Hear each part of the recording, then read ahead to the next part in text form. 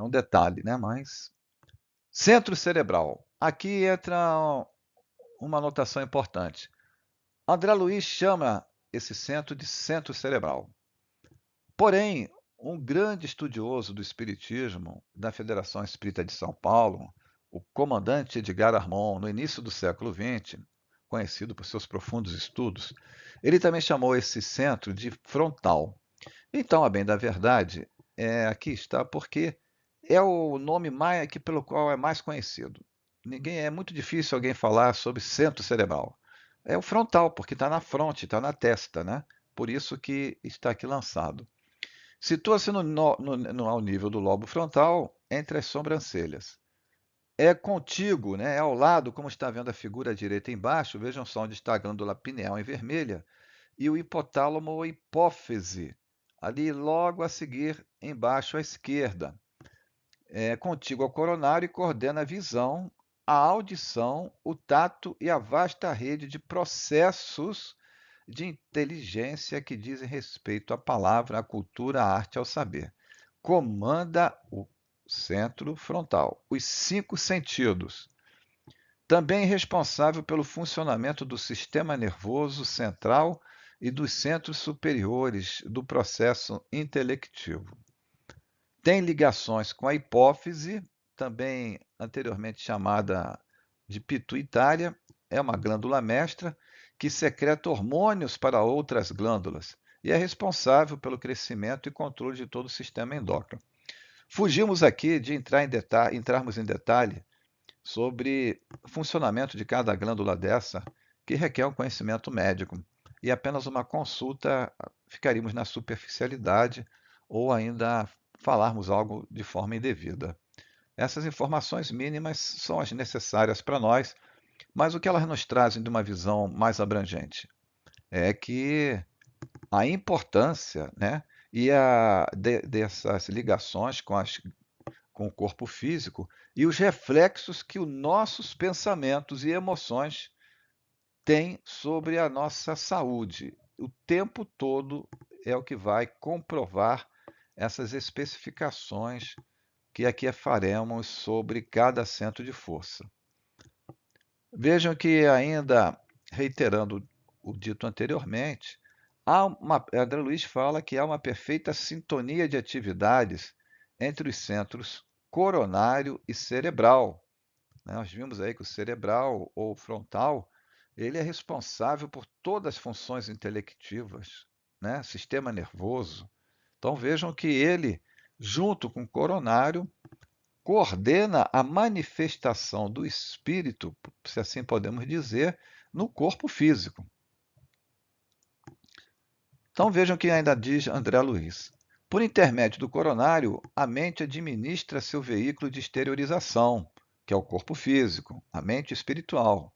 Administra seu veículo de exteriorização, utilizando-se a rigor do centro cerebral, que lhe recolhe os estímulos, transmitindo impulsos e avisos, ordens e sugestões mentais aos órgãos e tecidos, células e implementos do corpo pelo qual se expressa. Tudo isso aqui é transcrição daqueles livros, como é a nossa metodologia aqui, dar como aula, dar os subsídios aonde está escrito para não passarmos a ideia falsa de que é a opinião de quem está comentando. Disfunções. Sinusites, cataratas e grandes desequilíbrios endócrinos, etc. Na literatura espiritualista, há uma grande gama sobre essas disfunções. André Luiz, no livro Evolução em Dois Mundos, que nós nos referimos lá, no capítulo que eu expliquei, tem isso aí muito extensamente explicado, ok? Que eu abri mão de fazer aqui para não nos cansarmos com tanta explicação, mas cada centro desse, na região que ele está localizado, o mau funcionamento irá provocar uma consequências em todos os órgãos é, associados naquela região. Vejam só, como eu falei, está a lembrança. No capítulo 16 do livro Evolução em Dois Mundos, o espírito André Luiz passa-nos riquíssimas informações sobre o funcionamento integrado dos centros coronário e cerebral com o cérebro físico, permitindo-nos entender como o espírito controla e se expressa pelo corpo físico. Partindo para o outro centro, que é o laríngeo, na altura da garganta e da tireoide, que está embaixo, explicada, colocada em forma de concepção artística, de uma pintura. Preside as funções do timo, tireoide e paratireoide. Está ligado ao sistema nervoso parasimpático. Nós vimos no centro de força anterior que o frontal também está associado ao sistema nervoso. E o timo, só como curiosidade, é uma glândula muito importante para a defesa do organismo, pois atua no sistema imunológico. Está localizado no tórax, na frente do coração e entre os dois pulmões, para nós termos uma ideia. Tá? E então, como eu tenho afirmado, vejo a importância do bom funcionamento desse centro de força no corpo físico. Também controla a respiração e a fala, responsável pela emissão da voz e pelas glândulas endócrinas do corpo. Vejam só, as glândulas endócrinas de todo o corpo. Disfunções: laringite, tireoidite, tumores nas glândulas paratireoides, câncer de laringe. E seu mau funcionamento pode provocar problemas de comunicação, porque afeta o perispírito. O mau uso da palavra, a pessoa que usa o dom da fala para enganar, né? Principalmente aí, muita gente ligada ao poder, e não somente ao poder, né?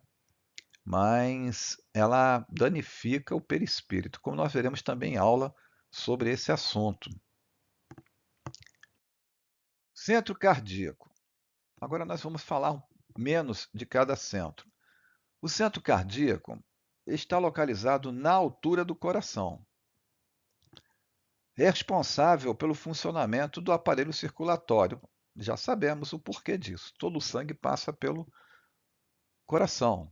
E também, por isso, pela distribuição das energias vitalizantes no organismo e pelo controle das emoções. Como assim?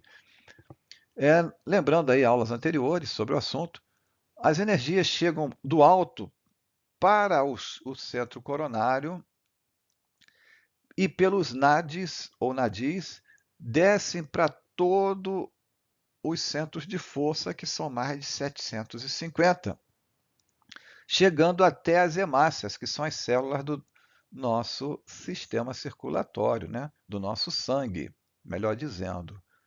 E, como todos já sabemos, o coração está ligado ao sentimento, principalmente. É um órgão que ele reflete muito o sentimento de uma maneira clássica, né? E por isso ele será o centro de força mais afetado pelo desequilíbrio emocional. Temos aí paradas cardíacas, né? AVCs, tudo por causa de emoção, também pela emoção, né? Não só por isso. Então, seu equilíbrio é fundamental para a capacidade do indivíduo expressar amor, já que dirige a emotividade. Disfunções: doenças cardíacas, derrames, doenças pulmonares e diversos tipos de debilitações imunológicas. O centro esplênico está situado no baço e regula a distribuição dos recursos vitais, bem como a formação e reposição das defesas orgânicas através do sangue. Porque no baço, o baço também é um dos órgãos responsáveis pelo sangue. Então, por isso que ele diz aí que regula a distribuição e circulação dos recursos vitais. E aí agora ajuda o centro cardíaco, o centro de força, a distribuir energia pela circulação do sangue. Há uma complementação funcional. Não está ligado, esse é um erro aí, não está ligado a nenhuma glândula, tá? Segundo André Luiz. E distribui e absorve a energia do ambiente. Disfunções, em geral, doenças que afetam o organismo como um todo. Deixa eu voltar aí ao último item do parágrafo anterior. Distribui e absorve energia do ambiente. Olha, o esplênico e o gástrico, que nós veremos a seguir, são dois centros de força que distribuem e absorvem energia do ambiente. Muitas vezes você, então, vai entrar num lugar em que as energias não estão boas, ou se aproxima de uma pessoa que também está desequilibrada em suas energias, e você começa a sentir-se mal no estômago, no abdômen em geral. É porque esses dois centros, o esplênico e o gástrico, estão absorvendo as energias negativas. Centro gástrico, localizado no estômago. Tá? Tem aí a figura embaixo à direita. Responsável pelo funcionamento do aparelho digestivo, pela assimilação de elementos nutritivos e reposição energética do organismo, porque pela digestão, não é isso? Nós vamos repor as energias que precisamos, vamos fabricar outras. Então, é no centro gástrico, que está ligado ao organismo, a todos os órgãos do organismo, segundo André Luiz, é que nós vamos sustentar fisicamente, né, pela transformação dos alimentos, as nossas energias. Está em perfeita correspondência com o plexo solar, abrangendo, veja só, como eu estava falando anteriormente, o fígado, os intestinos, os rins e demais órgãos do abdômen, à exceção do baço, que se encontra sob o controle do centro esplênico.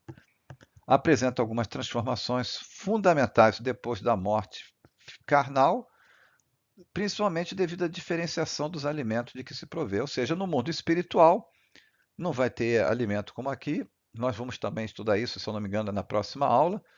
E então ele perde grande parte das suas funções. Disfunções: úlceras gástricas, duodenais, diabetes, etc. Centro genésico, nosso último estudo aqui sobre a parte física e também espiritual, sobre esses 7 principais centros de força. Localizado na região dos órgãos sexuais. André Luiz se diferencia das correntes espiritualistas. Ele não diz que está ligado ao órgão sexual, mas na região. É lógico que vai influenciar. Então, por exemplo, o centro coronário está ligado à epífise, mas o genésico não está ligado a, segundo André Luiz, ao aparelho, a um órgão sexual do homem ou da mulher, mas sim ao aparelho reprodutor em geral. Relacionado aos plexos hipogástrico e sacral. Então, pega toda essa região. Até por isso aqui, vejam só, nós falamos no início da nossa aula sobre o chakra, como assim é chamado pelas correntes espiritualistas, básico, né?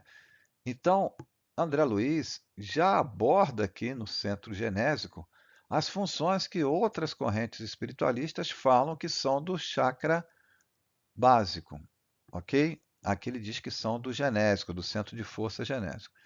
Responsável pelo funcionamento dos órgãos de reprodução, bem como das emoções sexuais e energias criativas. Isso daí é bem interessante, porque nós veremos a seguir aqui como relacionar isso. Então vejam só o que nos diz André Luiz no livro Ação e Reação. É um outro livro. Este centro se localiza no santuário do sexo, santuário, como templo modelador de formas e estímulos criadores. Por isso que ele é santuário, porque ele vai dar origem a um novo ser, com vistas ao trabalho, à associação e à realização entre as almas.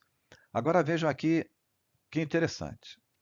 Nos diz lá André Luiz, no livro, aliás, não é André Luiz, não. Esse aí é um outro livro.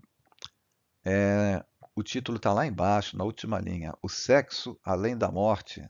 Ranieri. Não é psicografia. Esse Ranieri é um médium intuitivo, de desdobramento. Os livros dele são muito interessantes. E vejam só, e ele tem esse livro aí, O Sexo Além da Morte. Muito interessante esse livro. O sexo, diz lá, não é empecilho à evolução. Pelo contrário, é porta aberta para a evolução. Não é através da reencarnação que os espíritos alcançam o maior progresso? O sexo é porta sagrada. A extravagância sexual é que enfraquece o corpo físico e o perispírito do homem. Porque as forças eletromagnéticas do corpo e perispírito tendem a enfraquecer-se ou gastar-se com exercício indiscriminado da sexualidade. Apenas isso. É como se uma bateria se descarregasse pelo uso excessivo. Por isso que anteriormente foi dito que o centro genésico está associado também à criatividade, etc. Porque aí você, ao se equilibrar no uso do sexo, você vai distribuir energia para outras finalidades. Mas aqui no outro parágrafo, vejam só a especificidade disso que nós estamos falando.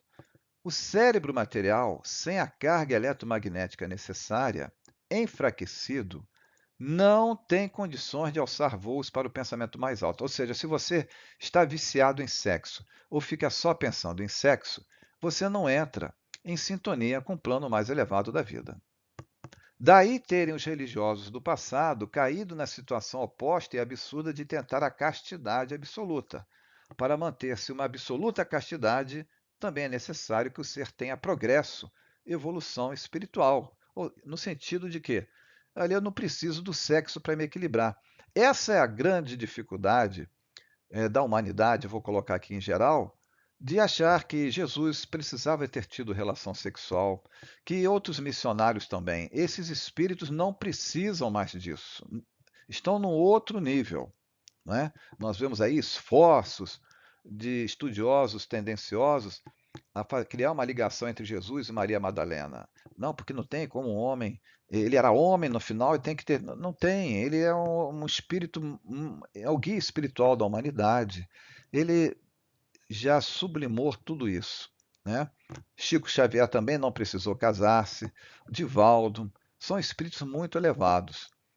Então vejam só, a castidade para o homem comum, continuando aí, ou mesmo para aquele que progrediu muito espiritualmente, mas ainda não alcançou a beatitude, é medida prejudicial, porque a criatura encarnada tem a responsabilidade da criação das formas. Aí vocês vejam, para quem ainda não atingiu o equilíbrio, tem que ter a vida normal. Né? Não adianta você colocar uma camisa de força, eu vou ser religioso, eu vou para o monastério lá no alto do Himalaia. Não, não, não, o desejo vai continuar. Você ainda não sublimou isso. Não sublimou. E para terminar, olhei Eleutério e vi que ele penetrava agora no campo secreto dos conhecimentos sexuais do espírito e fiquei amedrontado. Esse livro, então, é bem interessante. Sugiro a leitura.